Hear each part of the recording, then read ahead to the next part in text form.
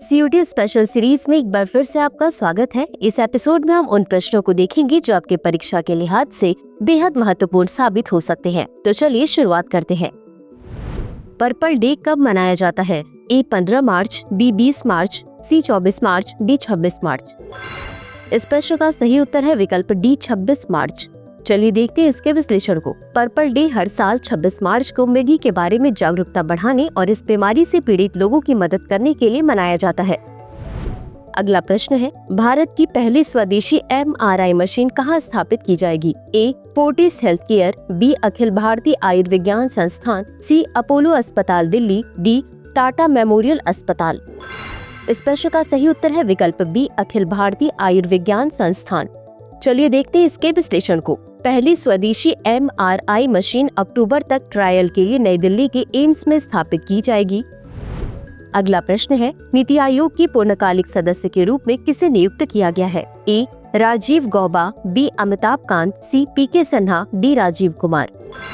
इस प्रश्न का सही उत्तर है विकल्प ए राजीव गौबा। चलिए देखते हैं इसके विश्लेषण को। पूर्व कैबिनेट सचिव राजीव गौबा को नीति आयोग के पूर्णकालिक सदस्य के रूप में नियुक्त किया गया है। अगला प्रश्न है, कौन सा देश भारत के साथ एकयम अभ्यास के उद्घाटन संस्करण की सह-मेजबानी कर रहा है? ए केन्या, बी तंजानिया, सी दक्षिण अफ्रीका, डी मॉरिशस।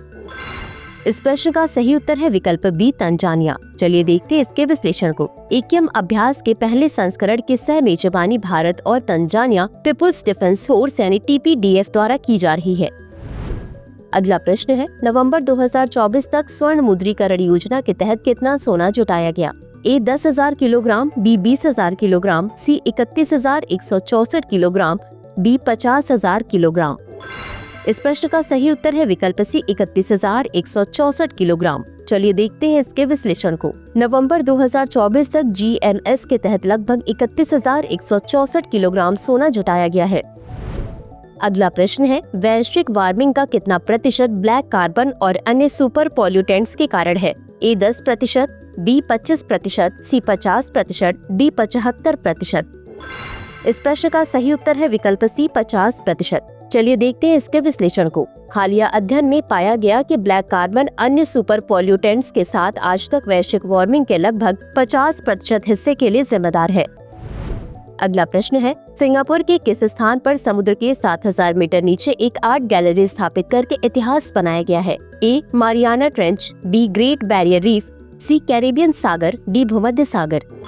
इस प्रश्न का सही उत्तर है विकल्प ए मारियाना ट्रेंच। चलिए देखते हैं इसके विश्लेषण को। सिंगापुर में जापान के तट से दूर मारियाना ट्रेंच के पास समुद्र के नीचे 7,000 मीटर की गहराई पर एक आर्ट गैलरी स्थापित करके इतिहास रच दिया।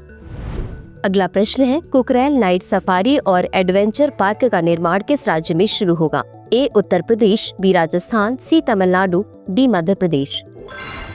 इस प्रश्न का सही उत्तर है विकल्प ए उत्तर प्रदेश। चलिए देखते हैं इसके विश्लेषण को। कुकरेल नाइट सफारी और एडवेंचर पार्क का निर्माण उत्तर प्रदेश के लखनऊ में शुरू होगा।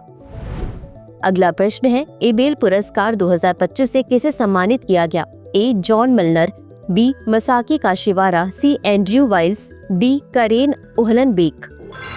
इस प्रश्न का सही उत्तर है विकल्प बी मसाकी काशिवारा। चलिए देखते हैं इसके विश्लेषण को। हाल ही में जापानी गणितज्ञ मसाकी काशिवारा को 2025 का एबेल पुरस्कार प्रदान किया गया है। इन्हें यह पुरस्कार बीजगणितीय विश्लेषण और प्रतिनिधित्व सिद्धांत में इनके मौलिक योगदान के लिए प्रदान किया गया है। अगला प्रश्न है, सरस्वती सम्मान 2024 से किसे सम्मानित किया जाएगा? ए रामचंद्र गुहा, बी साधु भद्रेश दास, सी शंकराचार्य, डी सुधीर काकड़। इस प्रश्न का सही उत्तर है विकल्प बी साधु भद्रेश दास। चलिए देखते हैं इसके विश्लेषण को। संस्कृत विद्वान भद्रेश दास को सरस्वती सम्मान 2024 से सम्मानित किया जाएगा। बता दें कि इन्हें यह पुरस्कार संस्कृत में उनकी पुस्तक स्वामी नारायण सिद्धांत सुधा के लिए दिया जाएगा।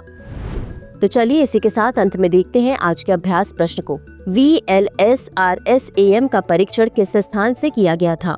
ए पोखरण, बी चांदीपुर, सी बालासोर, डी रायबरेली। इस प्रश्न का उत्तर कमेंट बॉक्स में जरूर दें। आज के लिए बस इतना ही। धन्यवाद।